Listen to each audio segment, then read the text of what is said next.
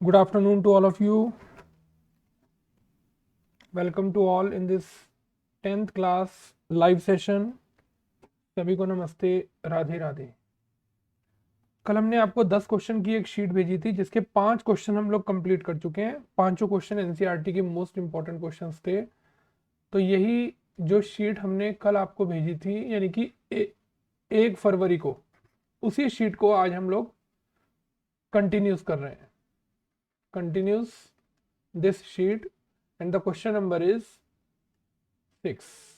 5 question हमने NCERT के complete कर लिए थे और आज हम लोग 6 से लेकर 10 तक ये सभी क्वेश्चंस कंप्लीट करेंगे। आइए, क्वेश्चन नंबर 6 आपके पास लिखा हुआ है, a cubical block of side 7 centimetre is surmounted by a hemisphere. और आपकी एनसीईआरटी में 13.1 का आई थिंक ये क्वेश्चन नंबर 4 है। ये देखिए, सबसे पहले मैं आपके सामने क्यूबिकल ब्लॉक बनाता हूँ। ये देखिए, ये बनाया मैंने आपके सामने एक क्यूबिकल ब्लॉक।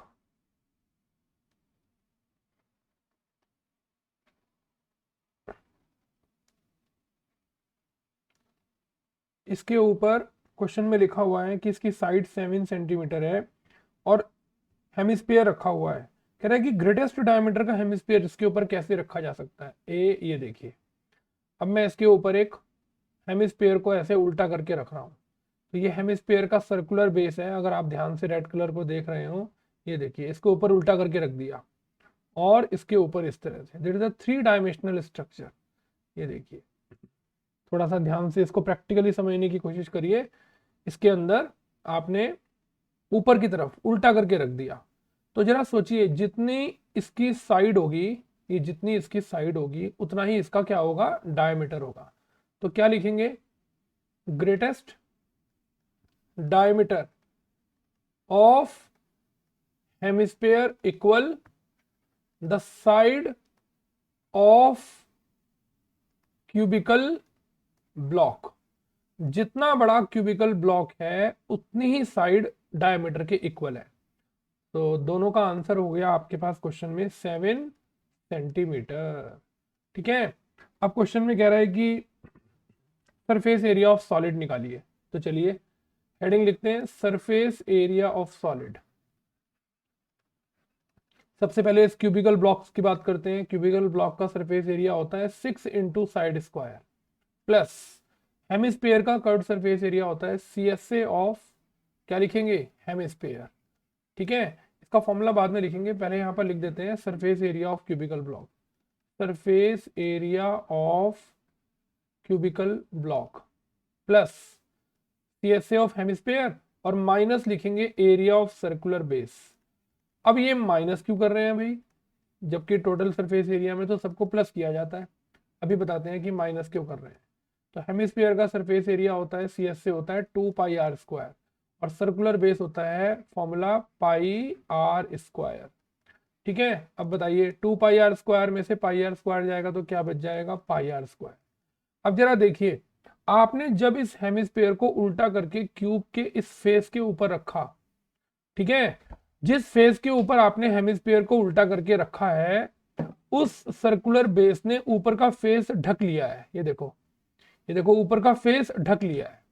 अब जब ये फेस ढक लिया है तो बताइए, ये सर्कुलर बेस आपको नजर ही नहीं आएगा। आप कटोरी को उल्टा करके एक एक डब्बे के ऊपर रख दो तो ये वाला पार्ट आपको नजर नहीं आएगा। और जिसके ऊपर आपने उल्टा करके रखा है ना, वो फेस ऑलरेडी इस फॉर्मूले में आ चुका है 6a²। तो इसलिए जो चीज आपको इस गत्ते के डब्बे के ऊपर दिखाई भी नहीं दे रही, सर्कुलर बेस, उस πr² को आपने क्या कर दिया, माइनस कर दिया। तो 6a² प्लस 2πr² में से πr² माइनस हो गया। वैल्यू पुट करते हैं, साइड की 7 इंटू 7 और पाई की वैल्यू 22/7 और रेडियस क्वेश्चन के अंदर होगा 7/2, 7/2, क्योंकि डायमीटर अगर 7 है तो रेडियस 7/2 होगा। चलिए, 6 7 जा 42 और 7 से मल्टीप्लाई करते हैं, 7 दूनी 14, 7 चौक 28 और 1 29 प्लस एक 7 से एक 7 कट गया, 2 और ये कट के 11 आ गया। ये हो गया 77/2, 294 प्लस 38.5, ठीक है। 8 4 12, 9 और 3 12 और 1 13, 2 और 1 3 मीटर स्क्वायर। ये हमारे इस क्वेश्चन का आंसर आ गया। कुछ प्लस माइनस में गलती हो गई हो तो ठीक कर लीजिएगा। मेथड यही है, सरफेस एरिया ऑफ हेमिस्फीयर और ये देखो, और क्यूबिकल ब्लॉक्स का सरफेस एरिया। अब एक बच्चे ने कहा सर आप तो कह रहे थे कि सबके CSA को प्लस करने पर पूरे सॉलिड का वॉल्यूम सरफेस एरिया आता है, सॉरी। तो हमने कब कहा कि CSA प्लस नहीं किया? तो फिर क्यूब का CSA तो 6a² नहीं होता। क्यूब का CSA कभी भी कुछ नहीं होता। CSA तो क्यूब का तब माना जाता है जब 4 वॉल्स की बात हो। यहाँ तो पूरे क्यूबिकल ब्लॉक की बात हो रही है, और क्यूबिकल ब्लॉक में तो 6 सरफेस होते हैं, 6 फेस होते हैं, हर फेस का एरिया a² होता है। इसलिए बात को अच्छे से समझना है प्रैक्टिकली। तो क्यूबिकल ब्लॉक पूरा है, कहीं से कोई कटाफटा नहीं है, कुछ नहीं है। जो हमने ऊपर हेमिस्फीयर को उल्टा करके रखा था, वो वाला हिस्सा हमने πr² माइनस कर दिया। तो इसलिए कोई CSA ऑफ क्यूब नहीं होता। CSA ऑफ क्यूब केवल तभी माना जाता है जब ये लिखा हुआ है एरिया ऑफ 4 वॉल्स, बस। अदरवाइज जहां भी सरफेस एरिया ऑफ क्यूब की बात चलेगी तो 6a² का ही फॉर्मूला लगेगा। और हेमिस्फीयर का CSA ये देखिए बाउंड्री, और सर्कुलर बेस जिसे आपने ढक लिया है वो पार्ट आपने माइनस कर दिया। ठीक है, समझ में आ गया। आगे चलते हैं। आज की शीट के ये जो हमने आपको भेज रखी है, इसका 7th क्वेश्चन ध्यान से पढ़ते हैं क्या लिखा हुआ है। इसको सॉल्व करना है। आइए, खूब बढ़िया क्वेश्चन है। 7, ये आपका 68 पेज NCERT आई थिंक, और चैप्टर नंबर है ये 3। तो 3.7 एक्सरसाइज के 7th क्वेश्चन का ये फर्स्ट पार्ट है। ये देखिए, P माइनस क्यू, और अगला है QX minus PY equal P plus Q. चलिए, अब देखिए इसको बैलेंस करने के लिए क्या करेंगे। यहाँ y पॉजिटिव है, यहाँ y नेगेटिव है, लेकिन यहाँ y के साथ Q है और यहाँ y के साथ P है। तो क्या करेंगे, इस इक्वेशन की मल्टीप्लाई तो P से कर देंगे, जिससे y के साथ Q है लेकिन P नहीं है, और इसकी मल्टीप्लाई Q से कर देंगे। ये देखिए, तो P को P से मल्टीप्लाई किया, ये हो गया P² x plus PQY equal P² minus PQ। Q को मल्टीप्लाई किया Q² x माइनस PQY, और ये हो गया PQ प्लस कितना Q²। ये देखो ये देखिए, और PQY को PQY से काट दिया, ये हो गया P² प्लस Q² और x ले लिया कॉमन, और ये ले लिया माइनस का PQ प्लस के PQ से कट गया, और ये बच गया P² प्लस Q²। ये देखिए, P² प्लस Q² डिवाइड में चला गया, P² plus Q² upon P² plus Q², और ये दोनों ब्रैकेट आपस में कट गए, और कट के x का आंसर 1 बच गया। क्या किया, बैलेंस किया। दोनों में यहाँ P की कमी थी, नीचे Q की, एक प्लस था एक माइनस, तो देखो मल्टीप्लाई किया, और ध्यान से दोनों तरफ मल्टीप्लाई पूरी इक्वेशन को करनी है। ये नहीं कि खाली लेफ्ट लेफ्ट में करनी है, राइट में नहीं करनी, पूरी इक्वेशन की मल्टीप्लाई करनी है। इधर PQ कट गया, पूरा ब्रैकेट कैंसिल हो गया, x का आंसर 1 आ गया। क्या लिखते हैं इसको, पुट इन इक्वेशन नंबर 1। इसको फर्स्ट इक्वेशन में पुट करते हैं। देखिए फर्स्ट इक्वेशन क्या थी, फर्स्ट इक्वेशन थी P मल्टीप्लाई x की जगह 1 प्लस का QY equal P minus Q। P बन जा P प्लस का QY equal P minus Q, right. तो P से P कैंसिल हो गया, ये बच गया QY इक्वल माइनस का Q। अब Q से Q कट गया, Y की वैल्यू -1 आ गई, तो x का आंसर आ गया 1 और y का आंसर आ गया -1। ये हमारे इस क्वेश्चन का आंसर हो गया। बताइए कहानी कुछ कुछ अच्छे से समझ में आई कि नहीं आई? ठीक है, चले आगे। आइए क्वेश्चन नंबर 8 पर चलते हैं। 8th क्वेश्चन को ध्यान से पढ़ते हैं क्या लिखा हुआ है। Question number 8, 11th term from the last term of AP। आइए इस क्वेश्चन को 2 मेथड से करेंगे। इस क्वेश्चन को आज हम 2 मेथड से करेंगे, इधर फर्स्ट मेथड और इधर अप्लाई करेंगे सेकंड मेथड। ठीक है, जो आपकी अच्छे से समझ में आए आप लोग उसको फॉलो कर सकते हैं।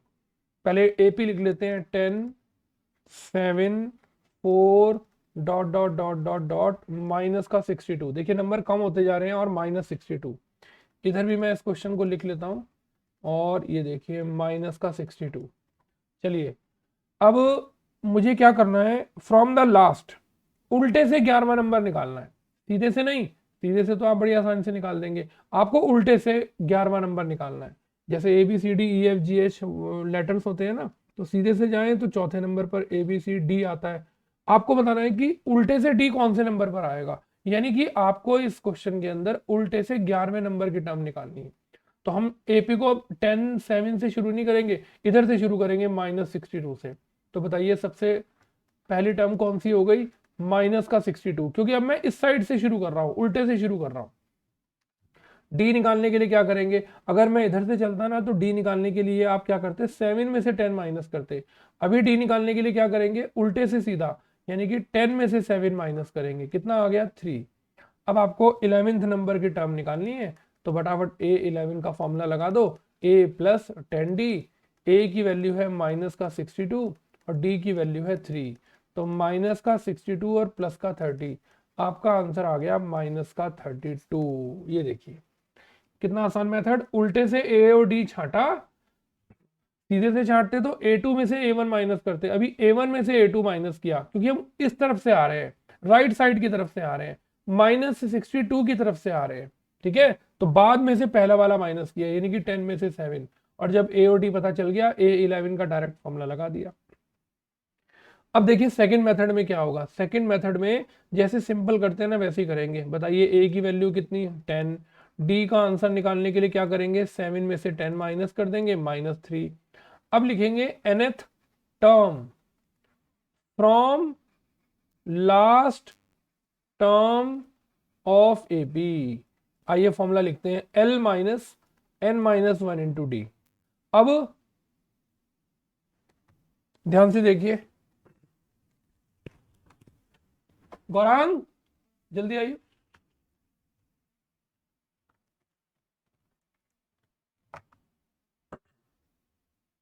स्क्रीन बंद हो गई, देख कर रहे हैं ऐसा ना करो। हाँ जल्दी लगा दो। हाँ हाँ कटेगी अब तो, अब चलने की नहीं। हाँ कौन सा स्विच है जो हट गया होगा ना, देख लो कोई भी नहीं हटा, देख लो हट गया, ये वाला हट गया, ये इसके अंदर कोई हट गया ना। अच्छा ये हट गया।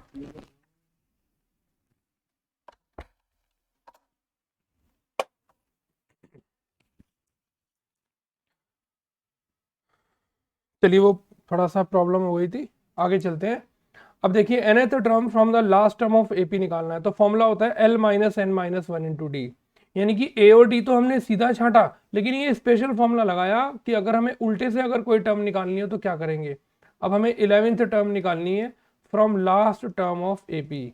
तो बताइए लास्ट टर्म इस समय कौन सी है, माइनस का 62, माइनस n की जगह 11, डी की जगह मल्टीप्लाई करके माइनस का 3। चलो भाई माइनस का 62 माइनस 10 में से 11 में से 1 गया 10, मल्टीप्लाई माइनस का 3, तो -62, माइनस माइनस प्लस का 30। अब बताओ प्लस माइनस माइनस होता है, तो ये माइनस का 32 आपका आंसर आ गया। ये फॉर्मूला स्पेशल है जो आपको याद करना पड़ेगा, L minus n minus 1 into D. L मने लास्ट टर्म, n मने जिस नंबर की टर्म उल्टे से निकालनी है, D मने डिफरेंस।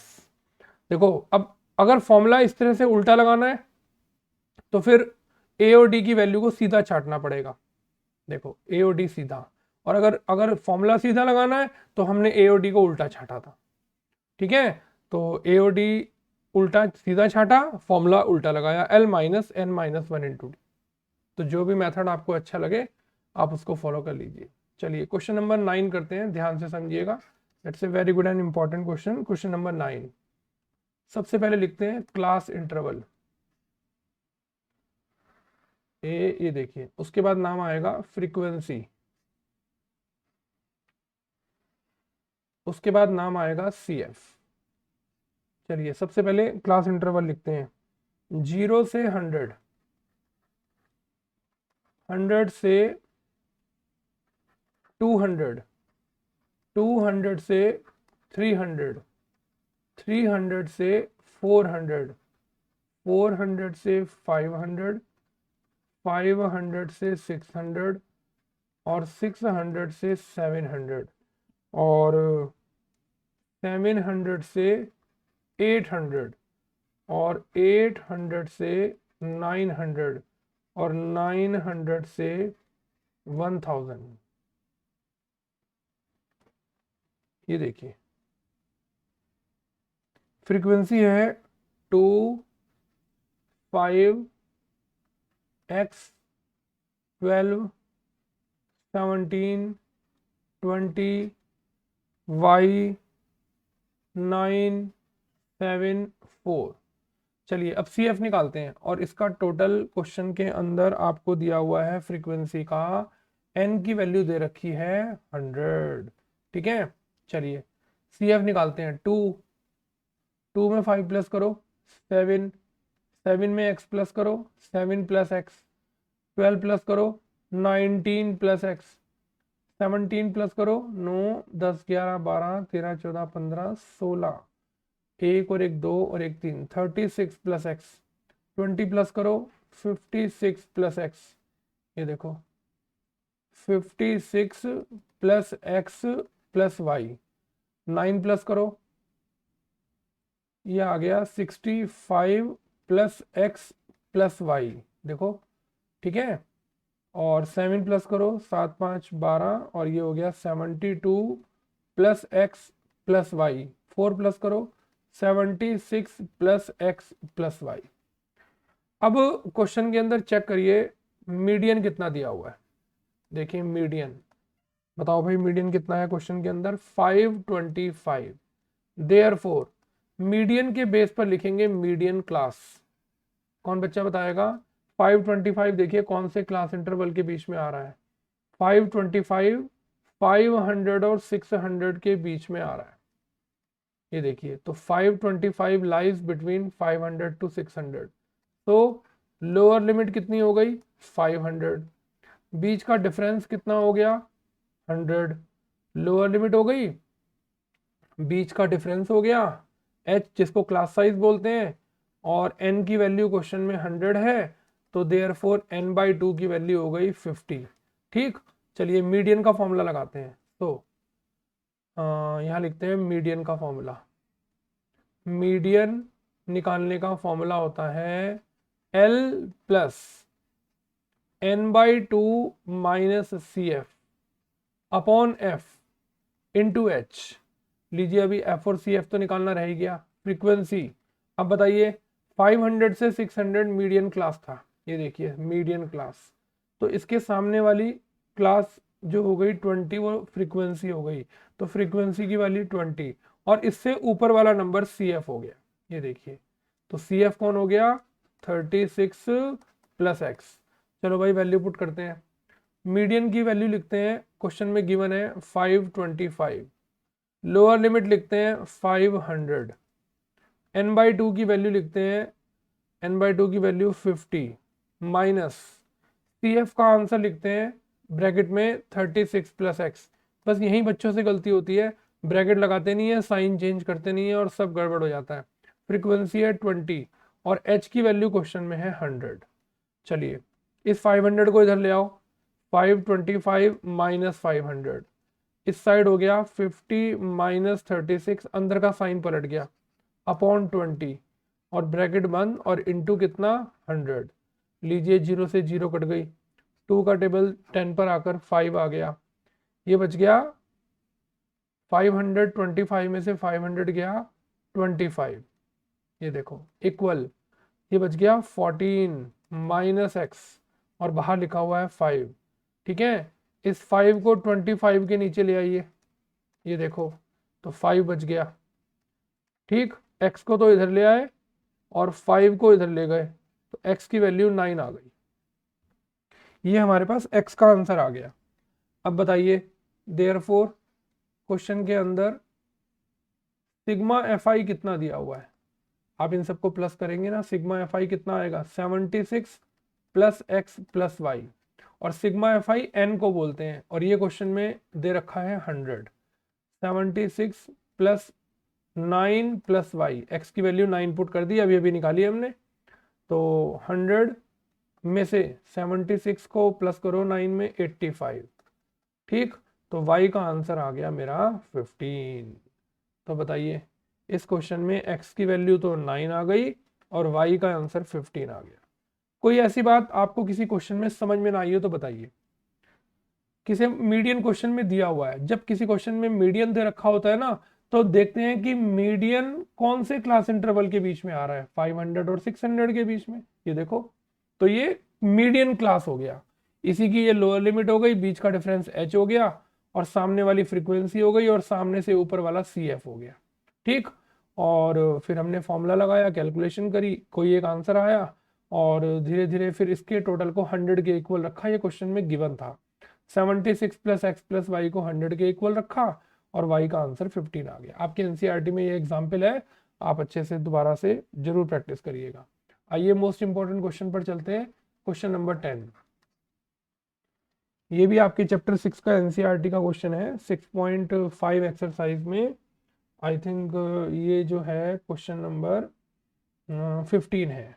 चलिए, इक्विलेटर ट्राइंगल एबीसी में डी इज एनी पॉइंट। पहले इक्विलेटर ट्राइंगल बना ले जरा। ये देखिए, सबसे पहले इक्विलेटर ट्राइंगल बनाते हैं। ये देखिए, नाम लिखते हैं इसका ABC। D is any point on side BC such that BD is 1/3 of BC। BD पूरे BC का 1/3 है। ये लीजिए, D पॉइंट यहां ले लीजिए, ये देखिए, BD पूरे BC का 1/3 है, पूरे BC का। कंस्ट्रक्शन में क्या करते हैं, एक परपेंडिकुलर ड्रॉ करते हैं। ये देखिए, कंस्ट्रक्शन में एक परपेंडिकुलर ड्रॉ करते हैं। क्या नाम है परपेंडिकुलर का, AM। ये देखिए, AM परपेंडिकुलर ड्रॉ किया BC के, तो क्या लिखेंगे, through A draw AM perpendicular on BC।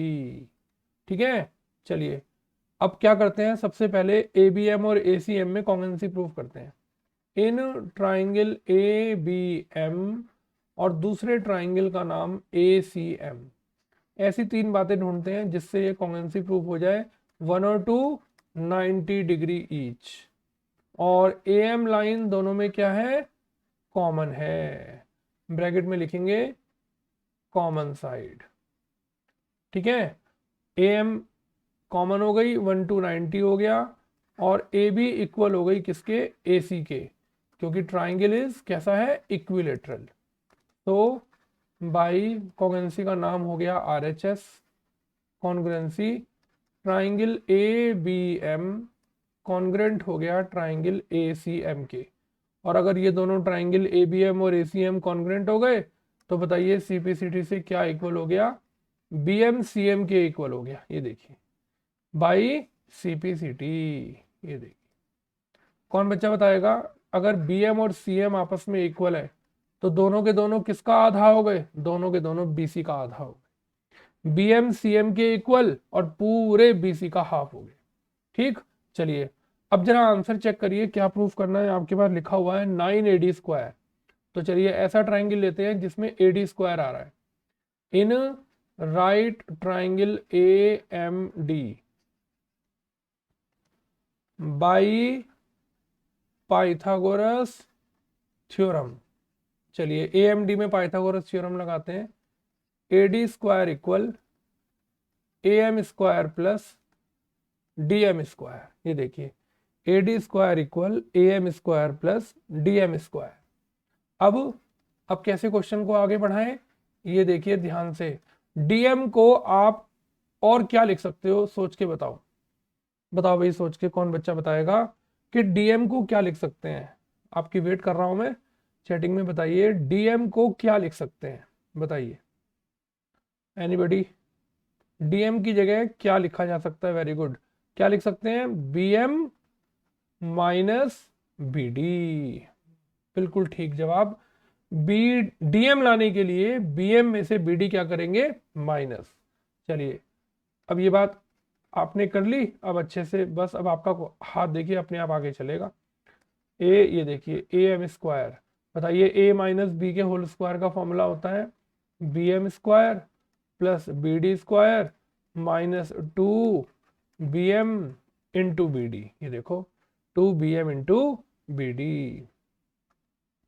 कौन बच्चा बताएगा इन दोनों को ऐड करके मैं क्या लिखूं? बताओ भाई। A M square plus B M square को पाइथागोरस थ्योरम से क्या लिखा जा रहा है? A B square plus B D square minus 2bm into B D. सामने रीजन बताया यूजिंग पाइथागोरस थ्योरम। चलिए फिर से स्टार्ट करते हैं। A D square equal A B square plus, बताओ भाई बी डी की वैल्यू क्वेश्चन में क्या गिवन है? शीट देख के बताओ। 1/3 BC ब्रैकेट बंद 2 इंटू बी एम। ये देखो सीपीसीटी से आपने बी एम का क्या आंसर निकाला था? B M is half of B C, और फिर से बी डी आ गया तो 1/3 BC। ये देखिए, ठीक है। चलिए अब क्या बच गया? A D square equal A B square plus B C square upon 9। लो 2 से 2 कट गया, क्या बच गया? B C square upon 3। Triangle की तीनों साइड आपस में इक्वल होती हैं, तो A D square equal A B square plus, देखो मैंने बी सी की जगह भी ए बी नाम लिख दिया। क्यों लिख दिया भाई बी सी की जगह ए बी नाम? आपका आंसर चेक कर लीजिए, बी सी की जगह ए बी आ रहा है, लिख दिया all sides of equilateral triangle are equal. अब क्या करा? अब इन तीनों का एलसीएम ले लेते हैं। लीजिए इन तीनों का एलसीएम आ गया 9। ये हो गया 9ab square plus A B square minus का 3 जा। ये लीजिए क्या बच गया? 9 + 1 10, 10 - 3 7ab स्क्वायर अपॉन कितना? 9। क्रॉस मल्टीप्लाई कर दो। ये देखिए ए डी स्क्वायर की वैल्यू आ गई 7ab square upon 9। Cross multiply करो। 9ad square equal 7ab square. इस बार बोर्ड में ये क्वेश्चन 100% आएगा। अगर आपकी स्पीड बढ़िया नहीं हुई और आपको नहीं हुआ तो देखिए आपका फिर टाइम खराब हो जाएगा। पहले कॉन्गेंसी प्रूफ करी। क्यों करी? जिससे bm और cm को आप इक्वल भी दिखा सको और बता सको कि अगर ये इक्वल है तो पूरी bc का हाफ है। फिर आपने क्यों लगाया इसमें पाइथागोरस? आपके आंसर में ए डी स्क्वायर आ रहा है, तो आपने इसलिए right triangle A M D select किया जिससे आप पाइथागोरस थ्योरम लगाकर ए डी स्क्वायर को लेफ्ट साइड में ला सको। और इस डीएम की जगह क्या लिख दिया आपने? B M minus B D.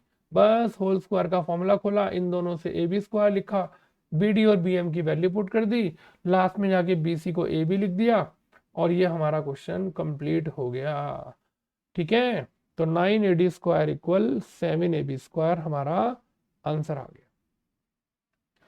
बताइए कहानी कुछ कुछ अच्छे से समझ में आई कि नहीं आई? ठीक है, तो अब हमने 10 बड़े इंपॉर्टेंट क्वेश्चन कल और आज में मिलाकर एनसीईआरटी के कंप्लीट कर लिए।